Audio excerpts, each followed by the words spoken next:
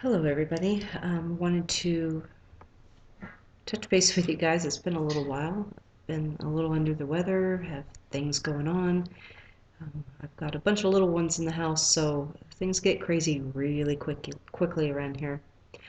But I kind of wanted to continue a little bit more in depth about where was God and a different light. And I want to tell you a story. And it's a true story. There's nothing fabricated, and I'm hoping I can get through the whole thing. If not, I might have to do this in a couple of parts. So we'll just see how it goes. When I was young, I think I had told you before that I had a relationship with God. I grew up in a Christian home. I knew God. I knew who He was. Um, and as a teenager, I had a strong relationship with Christ. And something happened, and I just decided that I was going to rebel and do my own thing, and I didn't need God or my parents or anybody else in my life. And so I just did what I thought was best for Sherry and Sherry's eyes. Yeah, it doesn't work that way. When I was 16, my great grandmother was on her deathbed, and she called all of the close members to the family into the room and told each one something. And what she told me was marry a Christian man. Now, I'm 16. The last thing on my mind is about getting married, and definitely being with a Christian was the last thing on my mind at that point. But I wish I would have listened to what she had to say, because little did I know that that was a word from God, marry a Christian man. My first marriage actually was not a good marriage at all. He was not a nice man. He belittled me. He belittled my children. He was abusive in very subtle ways to me and to other people. It was getting to the point in our relationship where I didn't know what to do. I was scared. I was scared to be around him. I didn't want to be around him. I didn't know what else to do. And so I cheated on him.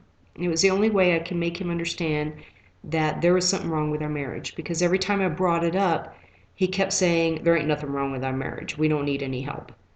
And there was so many things wrong with our marriage. He was a mean and ruthless man. He was drinking a lot, and I found out he was doing drugs, and just all kinds of things that he was doing. He'd come home late after he had hit the bars, and so it just wasn't a good situation. So that was my only way of letting him know that I was done. And when he found out, it was pretty scary when he found out, because I saw something in his eyes that I had never seen in anybody's eyes before. I saw death. I saw murderous death in his eyes. And I was afraid. I was afraid for me. I was afraid for my kids. I just had this feeling that he was going to kill me and then be feel bad about it because you have the kids, and then kill the kids. And so at that time in my life, I did what I thought was best for the situation. And one thing led to another. I mean, he had like all of these conditions for us to stay married. I had to move. I had to stop working where I was working. I had to cut all ties to friends, which he was already starting to cut ties to all my friends before all this happened. And he was also cutting ties to my family too. And I mean, he was smothering me. I couldn't even go to the restroom without him being right there. And it was very smothering. And I almost ran my car into a tree. And it was almost like God had said, no, you know, um, what about your kids? And the only reason I didn't do that was because of my kids, because of the love that I had for my children. Now, my ex, he took off with the kids, convinced me that I needed to think about things for a couple weeks and then come and get them. Well, little did I know that he was going to hire a lawyer and make it impossible for me to get my children. Now, my children felt abandoned. They thought that I had left him because that's what he told them. And I'm telling you all of this so that you kind of get an idea of the entire story of what's going on here. Now, while I was married to him, yeah, God tried to reach out to me a lot, and I didn't listen. I remember one time I was at a supermarket and this lady that I don't even know who she was just walked up to me as I'm trying to get the groceries and the kids in the car and started telling me about God. And she's like, I feel like God wanted me to come and talk to you. And she was telling me about, how her and her husband were down and out and all these bad things were happening. And then they started going to church, and then they had a relationship with Christ, and how their whole life had, matured, and things were going great for them. And in the back of my mind, I knew this was possible.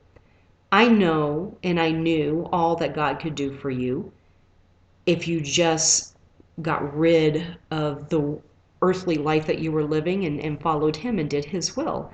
I knew this deep down inside. But the rebellious side of me didn't want to hear anything she had to say. I'm like, yeah, right, okay, go. I have to get the kids in the car and I gotta go.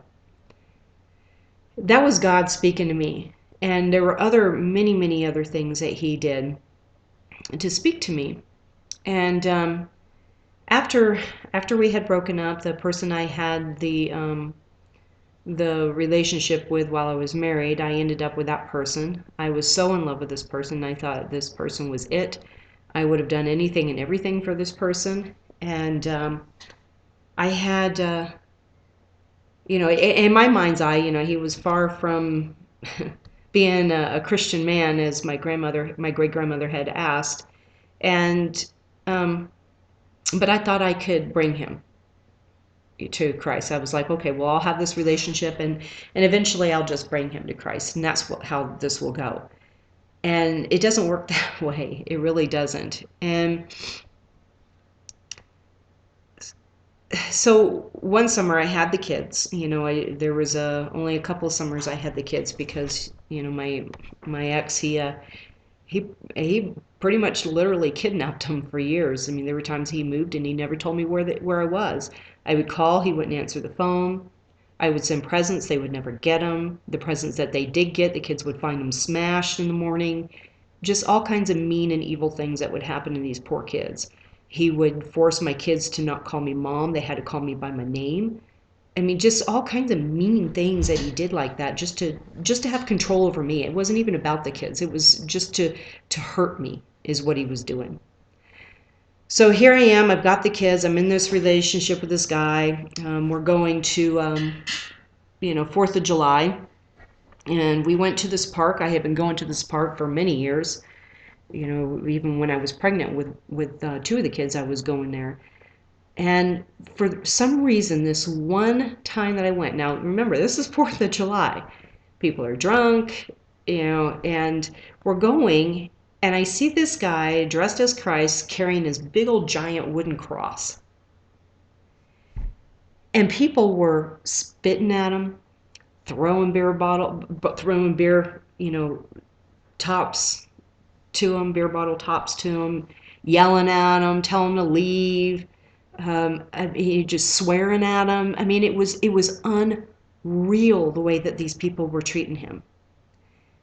And I looked at this guy and I had compassion. I was like, wow, look at the strength that this person has to do something like this in front of a crowd like this at this time, exposing himself.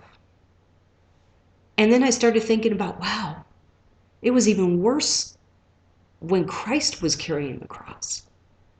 It was 1,000 times worse when he was doing it. He got slandered even more. And the compassion I had for Christ at that point in my life was just like, it was overwhelming. And that started kind of a little bit of a spiral of getting back to Christ again. And it happened slowly, and there was a lot of things that happened in between that time. I had a daughter who was going through some major things, skipping school, stealing, just causing havoc in the home.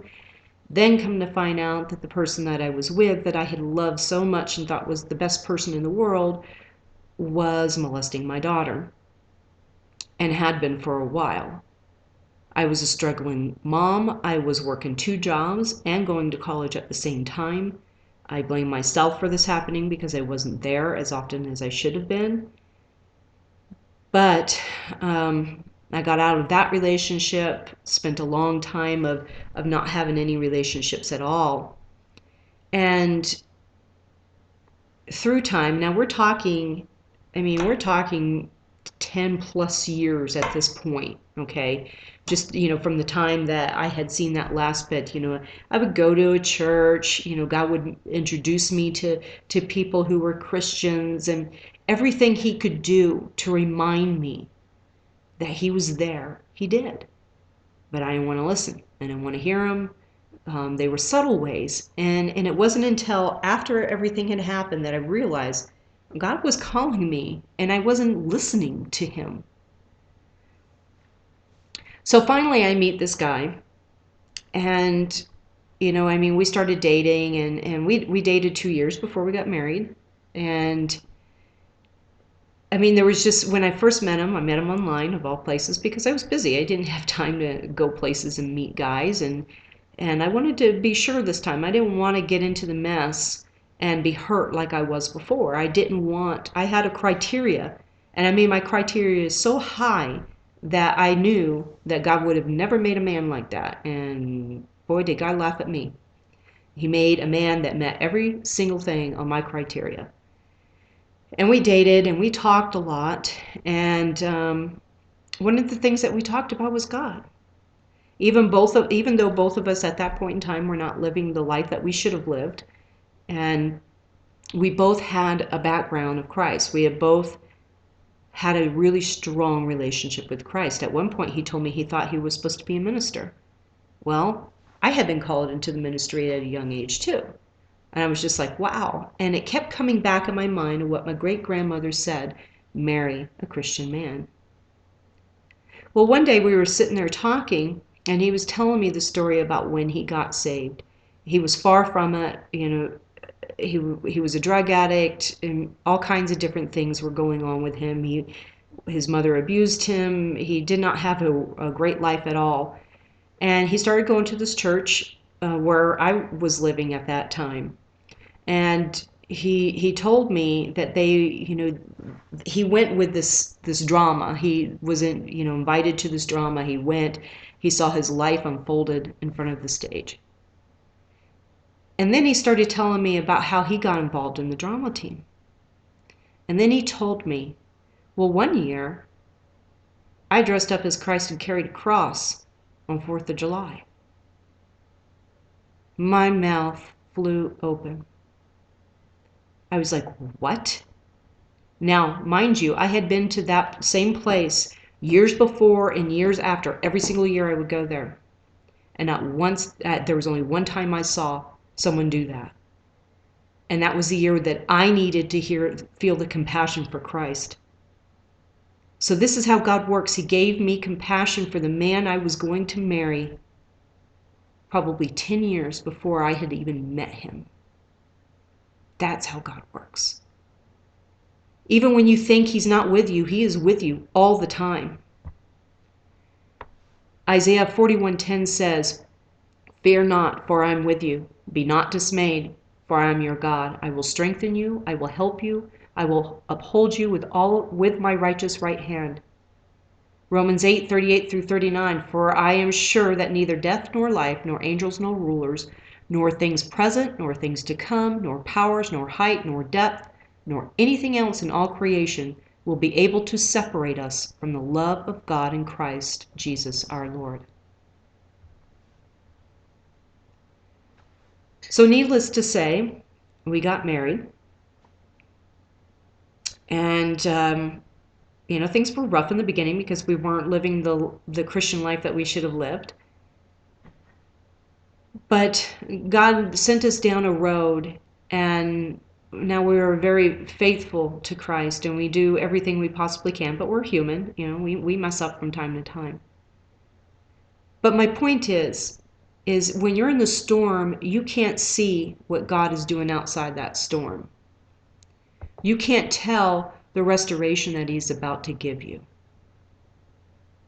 Now I'm going to have to do a second part because I'm running out of time, and I will pick this right back up.